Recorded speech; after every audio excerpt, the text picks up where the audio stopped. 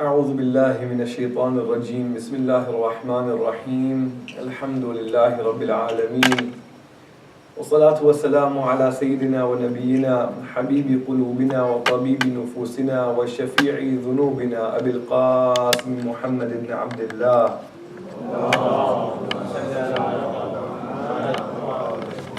وعلى أهل بيته الطيبين الطاهرين المعصومين الذين أذهب الله عنهم الأرجاس وطهرهم من الأدناس وجعل مودتهم أجرا على الناس لا سيما على بقية الله في الأرضين الإمام المنتظر صاحب الزمان عجل الله تعالى فرجه الشريف ابن هداة المهديين وعلى صحبهم الأخيار المنتجبين وعلى جميع الأنبياء والمرسلين والشهداء والمجاهدين في سبيل الله منذ آدم إلى قيام يوم الدين. أما بعد، قال الله عز وجل في القرآن الكريم بسم الله الرحمن الرحيم قل يا عبادي الذين أسرفوا على أنفسهم لا تقنطوا من رحمة الله إن الله يغفر الذنوب جميعا. صدق الله العلي العظيم. صلوات على محمد وآل محمد.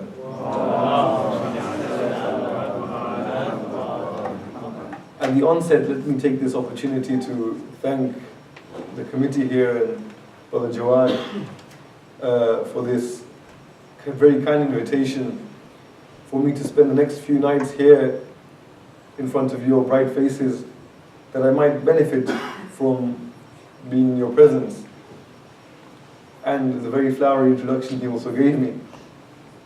Now here, in this series of discussions we're going to have, I want to start, as was mentioned, we'll be speaking about some of the formalistic aspects of religion and going beyond them. But to do that, we require a more wholesome understanding, not of our actions in religion, but of our God, of Allah subhanahu wa ta'ala. Why? You see, a person will commit their deeds or perform every action depending on what their world view is, depending on how they think about things. So, for example, someone who believes the earth is flat might not travel too far in the fear that they might fall off the edge. We as theists, as Muslims, as some people who believe in a God who created us, has power over us, will judge us, is watching us, our actions will be in accordance with that mindset. And therefore, our actions and our deeds will be performed in the spirit of how we perceive or how we view that Allah, that God.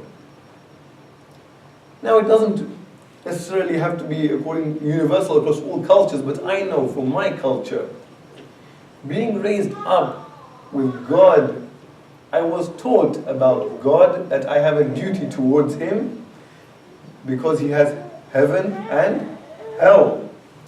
And if I don't perform those things which He has made obligatory, He is waiting to punish. I have to be fearful of God. So I grew up fearing God. A God to be feared. A God in whose presence I was walking on eggshells. I have to do this, have to do that, have to fast, have to pray, have to perform Hajj, have to do all of these things. If I don't, well, this is a theological issue on how we perceive God and Allah. However, it has its own effect in our spiritual lives and our jurisprudential lives. How so? This God is a God. Allah is a God in front of whom I have certain duties, in front of whom I am duty bound to perform certain things. And my entire fiqh, our jurisprudence, is based around this. In fact, in our jurisprudence, in our fiqh, we have a concept known as bara'atul dhimma. To make sure you have done everything, if you are unsure of something, make sure you have done all of these things, thereby warranting yourself safe from punishment in the hereafter. Because otherwise, Allah, you may warrant punishment. Unless you do X, Y, Z, make sure as precaution you have done these things. And thereby you know you have discharged your responsibility and your duty in front of Him, in front of who you are, duty bound, charged with responsibility. One who is waiting, you better not step out of line. Do we need to, over the next couple of nights, before we move on to anything else, know Allah? Is this the Allah I am supposed to know? Is this how Allah has marketed Himself? Is this how Allah has portrayed Himself? As that one who I should be constantly fearful of, and fearful of His punishments and hellfire and the grave and the worms and the squeezing, and is this my Allah? Or is Allah beyond this? Is it that Allah in front of whom I am duty bound, that I make sure in all of my actions and deeds in front of Him? For example, the Hajj. I make sure when I perform the Hajj, I'm told time and time again, as you perform the tawaf, you make sure your left shoulder is constantly facing the Kaaba, and it should not digress from there. And if it does, then that tawaf is cancelled. You have to perform it again. And so my entire mind is in my tawaf, that my shoulder is pointing the Kaaba. That's my tawaf, that's my Hajj. Or when I am stoning, which used to be a pillar, now it's a wall, right? When I'm throwing the jamarat against that shaitan, you make sure you hit the middle of that wall and not the side. So I try this way. Why? I'm trying to hit the middle, and my entire concentration is on hitting that middle part. Or when I stand to pray, I am in His presence. When I stand to pray, I make sure what? That all my makharij and my this and that is all perfect. Bismillahir Rahman. All my concentration is on this, because the prayer has to be done in this way, and if I don't do it this way, then perhaps it won't be accepted. And now I have a hadith about the salat. In qubilat qubila ma siwaha, wa in ruddat rudda ma siwaha. If it is accepted, all else is accepted, and if the salat is rejected, all else is. So now all my concentration on the prayer is on its form, has to be performed this way, otherwise it could be rejected, and if it's rejected, everything else is rejected. I have to make sure I have fulfilled my duties in front of that one who has charged me with duties, otherwise I may warrant punishment in the hereafter. But is this the way Allah has shown Himself? If I really think about Him, the one who has charged me with the responsibility, and I better not step out of line. This attitude or this perception of Allah, what ramifications or what consequences does that have on my ibadat, on my acts of worship, and therefore on my relationship with Allah? If I say I'm in this life, I am to progress towards Him spiritually, what effect is this going to have? Let's take an example. Now all of us at some point in our lines of work would have had someone superior to us, or we may be superior to others in our workplace. Maybe now, maybe in the future, maybe in the past. I'm going to put myself in that position. And I am someone's PA, he is my boss. So me and my boss and I, we're traveling. We have a meeting far away. We're traveling on the motorway, or as you call them here, highway. We're traveling on the highway, and it's a long, tiresome journey. We're tired. There's a service station on the side, and my boss tells me, Muhammad, you know what, let's park up here, let's rest at the service station. So we rest at the service station, go inside, we take a seat. He tells me, Muhammad, do me a favor.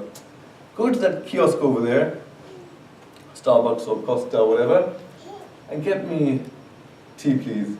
Milk and 2 sugars. Milk and 2 sugars. My boss has requested me for a cup of tea, milk and 2 sugars. So I go there, towards the kiosk, trembling. Milk and 2 sugars, milk and 2 sugars, milk and 2, I better get this right. And I asked the barista there behind the counter, please give me a cup of tea, milk and 2 sugars, please, must be right. And still I'm trembling. He or she behind the counter presents me with a cup of tea, milk and 2 sugars. I take it back towards my boss, my hand still trembling, hoping, why? Because he is my superior, and if it is not to his satisfaction, I will face the consequences of that. Yes? That's how I think about my Allah. If it is not right in its form, we will face the consequences. So, I tremble towards my boss and I place that cup of tea on his table. And he takes a sip. He says, that's good tea. And I wipe the sweat off my brow that I passed this. I gave him tea with milk and 2 sugars as he requested. I passed that test. Now I won't fall into the repercussions or the ramifications, negative consequences of that, because I did what he asked me to do. Yes, I did what he asked me to do. But now let's change the analogy. I'm not traveling with my boss. It's my wife and I. We're traveling together on the highway, a long journey, and she says, you know what, Muhammad, I'm really tired. Can we stop for a while? So we stop. We get off at the service station, she takes a seat, she says, you know what, I'm so tired, I could really do with a cup of tea, milk and 2 sugars. Yeah, fine. I walk to the kiosk, not trembling with fear, but wanting to bring her what she has asked for, a cup of tea, milk and 2 sugars. On the way to the kiosk, I remember my wife, and I say, you know what, she's asked for milk and 2 sugars, but I know that with that she's also going to like this muffin and this sandwich which is there. She didn't ask for it, but I know she likes it. I know she likes this. So I take that tray, and I put the muffin and the sandwich there with it, and I go to the bar, and I say to the barista, not shaking with fear, I say, can I have a cup of tea please, milk and 2 sugars? And the barista gives me exactly what my boss had asked for. And I bring that back to my wife on a tray with the sandwich and a muffin and the cup of tea, milk and 2 sugars, and I present it to her. And she says, that's good tea. And then she also has the muffin and the sandwich. Both of them asked for a cup of tea, milk and 2 sugars. In the form of what they had asked for, there was no difference. Which act was better? Certainly the second one was more wholesome, there was more with it. What was the difference? The first one was done out of trembling fear because of the perception I had of the one who asked for that. The second one was not an act of fear. The second one was an act of? Love. It was the same. My Salatul Maghrib is the same 3 rak'ah that he asked for. There's no change in the form. Just as the tea was the same cup of tea, milk and 2 sugars. But if I'm doing it fearing him, concentrating on the form, I have detracted from its purpose, and I have given him what he asked for so that I won't be punished for it in the hereafter. My makhraj was good, my doubts were not there, and I was contrary. But if I do it out of love, you will see that in my qunut, my supplications are lengthened. My sajda is longer. Why? Because I'm not fearing him, I'm speaking to him. It is not out of his trembling fear that if I don't do this, he will punish me. I am doing it out of love for him. And it is a more wholesome deed. It is not because I am duty bound and he will punish me. It is not the mindset of the jurist that I am using to perform this act. It is the mindset of the lover. It is the same cup of tea, milk and 2 sugars is exactly the same. The one who thinks with that mindset of being duty bound to perform that deed of prayer, for example, before coming to the prayer mat, we'll think about the methods of prayer, the prerequisites of prayer. Have I done them? Now the methods. The doubts in the prayer. I better not come across this doubt. If I do come across this doubt, this is the answer. If in this rak'ah I have to do this is the answer. And all of these things will be flowing through the person's mind that I should perform the prayer as he, Allah, has asked me to do. But if I come as a lover of him, as he wishes me to see him, as he, as we will see soon, has marketed himself for me, has portrayed himself for me, if I have a better understanding of how he wants me to see him, I will approach the prayer in a different way. In fact, I will not approach the prayer. I will not approach the prayer. Strange? No. When I go back home after these couple of weeks with you all, and I miss my family, and I go back to them, and I arrive home after 2 weeks having missed them, waiting and longing to see them, I knock the door, and the door opens, And I know my smiling family is waiting there with their open arms to take me in. My kids are waiting there to rush on me and jump. I know this. Do you think I will stand there and when the door opens I will say, oh, door. Door is made of PVC. It is white. And then there's a brass knocker. Oh, this needs polishing. And the handle is shaped. Will I do that or will I just use that door? I will not concentrate on the door. The door is there. I have to go through the door. But the door is not the goal. The goal is my family within. The goal is not the prayer. The prayer is not the goal. Does that mean I don't pray? No. I have to go through the door. It's the difference between someone who sees the prayer in front of himself or herself and says, prayer, prayer, prayer. Why? Because he has commanded it and made it obligatory. Prayer. Because he has commanded it. So my focus is the prayer. It's a difference of perception only. Prayer, prayer because he has demanded it. This is the outlook of the jurist, or the jurist mindset. Not that we are jurists, but sometimes we have the juristic mindset. Prayer, prayer because he has made it obligatory. No. He is my focus. The prayer is just the vehicle or the means to get to him. The prayer is no longer the focus. Prayer, methodology, blah, blah, blah, no. Him. I want to reach him. I don't want the door. I want my family's embrace. I'm not going to concentrate on the door. The door is just a means to get to them. The prayer is a means to get to my beloved. It is Allah. But if I fear him, I will concentrate on how he wants me to. And this detracts from my deed itself. This detracts from the spirit of that deed. Which is why my Imam, fifth holy Imam Al-Baqir alayhi salam, has been, it has been reported from him or narrated from him, أنه قال لحفص بن غياث, he said to his companion Hafs, he said to him, Ya Hafs, الحب أفضل من الخوف. Oh Hafs, love is far superior to fear. He did not say don't have fear. He did not say fear doesn't have its place in Islam. He said love is a stage superior and more meritorious than love is a stage more superior than fear. To worship Allah out of his fear is one thing, but to worship him recognizing his love is another stage altogether. Doing actions of love fulfill those actions themselves. But these actions we can perform, and we will realize once we realize how Allah subhanahu wa ta'ala wishes us to see him. How in the Quran and the Ahadith, for example, the texts we have, he has primarily marketed and portrayed himself. You know, whenever you want to sell a service you have as a company, you make sure on your posters that is the main thing which is there.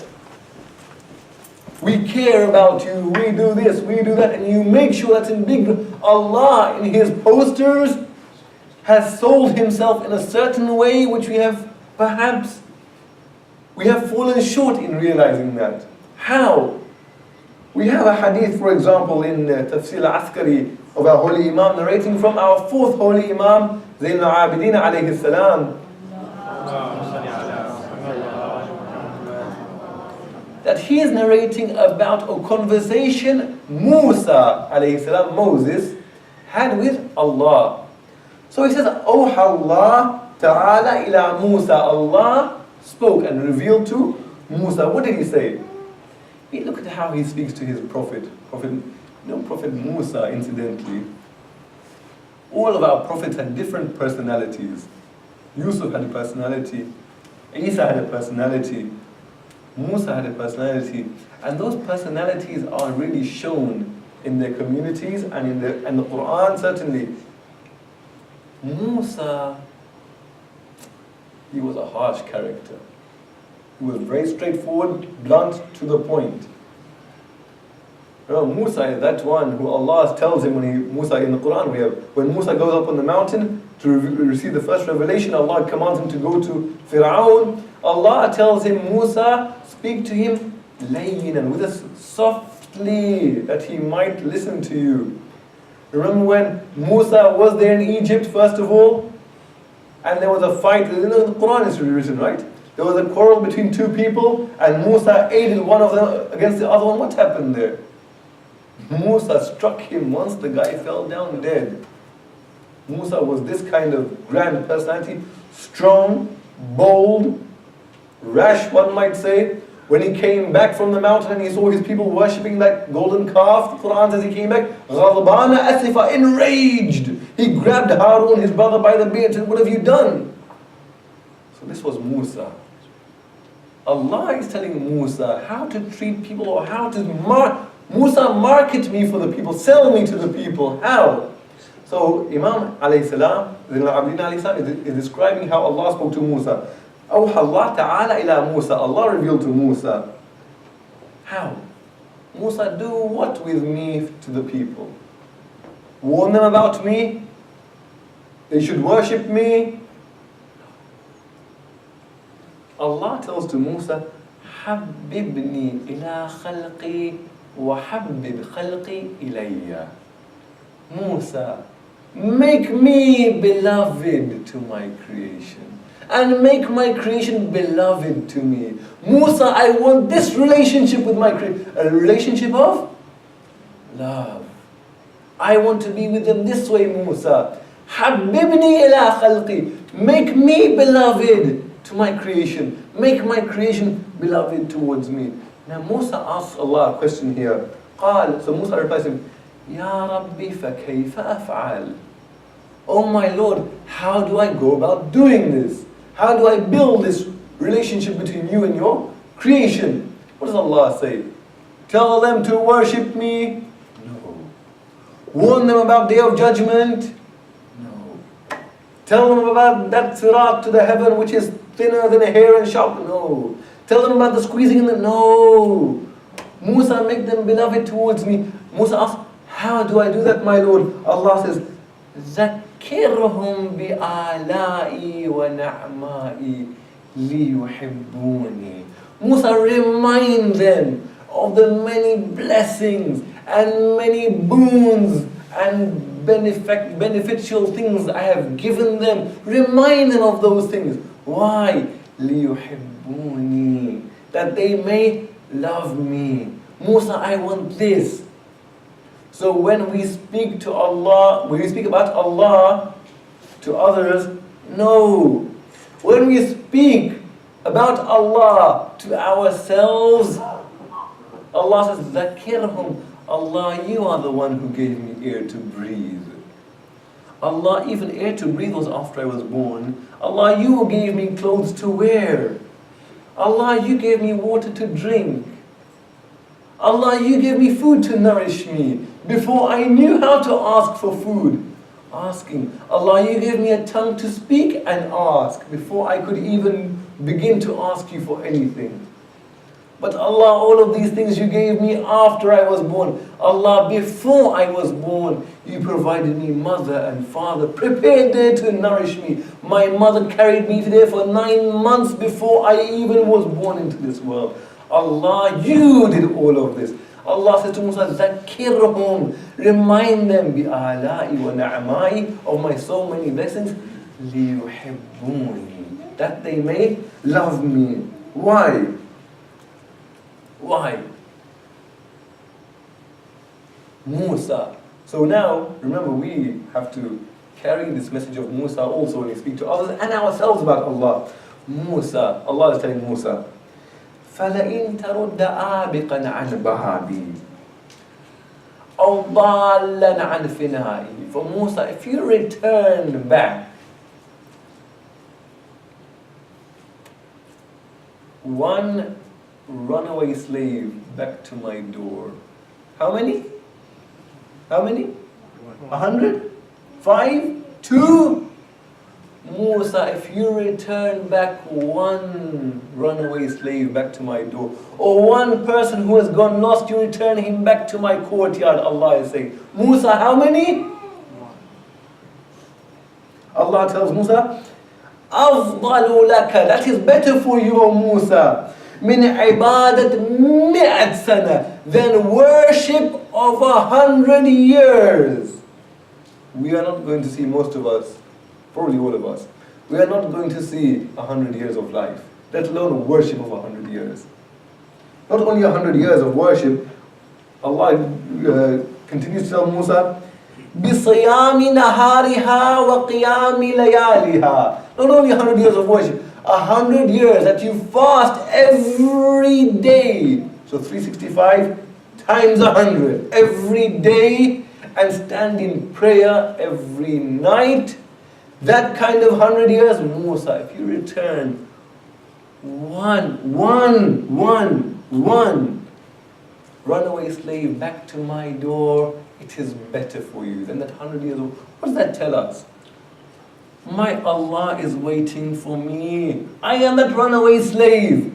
I am that one who is lost from his courtyard. He is waiting. Imagine if, had it been the case that I insult my mother, for example, and disobey her, and rebel against her, and say, Mother, I wish not to see you anymore, and you are this, and I abuse her verbally, and I leave the house. And after I have children, for example, I realize my mistakes, what parents are, what mother is, and I go back, and I knock on the door, and my mother sees me. After decades of disobedience and separation from her, Mother, I have come back to you now, I'm sorry. How will my mother react? Will she drive me away from her door? Or with joyful tears in her eyes will she open her arm to take me back? My mother is one thin ray of that loving infinite sun, which is my Allah, waiting for me to return to Him. Muhammad, come back to me. I am waiting for you. But me, I perform my prayer and my fast and my hajj and my this and my that He will punish me if I don't do this, thereby destroying the spirit of that vehicle to Him in its entirety. It is not that I do not perceive my salat properly. It is not that I don't perceive my fasting properly. It is that I do not perceive my Allah properly. And this destroys or detracts, I can say, from that. But it's not my fault, all of it. I'm not all to blame. Because from this age, I have been raised with, as I said, punishment in the grave and roaring of the hellfire. And if I read these books about the akhirah, how the worms and the snakes and the this and that comes from the bottom and eats me in this way, not that these ahadith are not there. They are there. They are there. But they are far outweighed by how Allah primarily wants to portray Himself to His creation. One question here.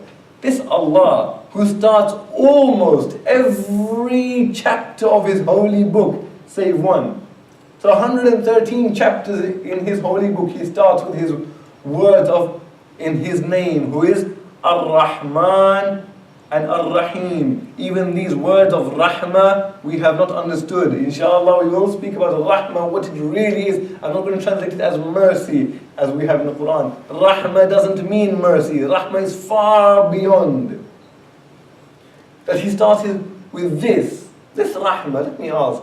Let's just translate it for mercy for the time being, for the next few minutes. Who in this crowd, maybe by a show of hands, if you're shy, don't show your hands. But you can ask yourself the question. Who in this crowd can say that during my life, maybe if you've lived for 15, 20, 25, 30, 60, 80, however many years, I can raise my hand and say, I know during my life Allah has certainly shown me rahmah and mercy. Can each of us say this in our lives? No, beyond that. I can remember an incident, for example, in my life, be it financial, familial, some domestic issue, difficulties we all go through, financial difficulty everyone will go through at some point in health, whatever difficulties you can imagine in your life. I went through this and I thought I was never going to come out of it, and then Allah showed me His rahmah and I came out of it. Imagine that point of the highest instance of mercy, of rahmah you can imagine. Allah has He placed in your life until you are at this point now. That instant, I remember 5 years ago, 10 years ago, 2 months ago, whenever it was, that screaming difficulty, and Allah showed me His mercy. At that point, that was the apex of His mercy, for example. If we can point to that and say, that's when Allah showed me mercy, then just listen to this narration by our Holy Prophet Muhammad sallallahu alayhi wa sallam. Inna arhama ma yakunu Allah bil abd. Indeed, the most, again, I have to use the word mercy because of a lack of sufficient translation for it. Indeed, the most merciful that Allah would be to His servant. If you think Allah has shown you enough mercy already. Indeed, the most merciful will be when إِذَا وُضِعَ فِي حُفْرَتِهِ, when he is placed in that 6-foot ditch in the ground. That's when Allah shows most mercy. But how have I seen the grave? Darkness and squeezing and scorpions and snakes and worms and this point in my life, or after my life obviously, is when Allah is gonna be most merciful.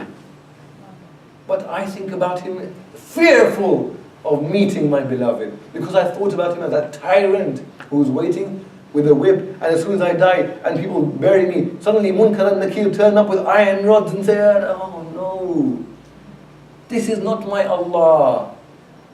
This is not an Allah I would worship. Didn't Amir al-Mu'mineen alayhi salam say that I do not worship you out of the fear of hell, nor out of the greed or covetousness of the palace? I see you worthy of worship, so I worshipped you.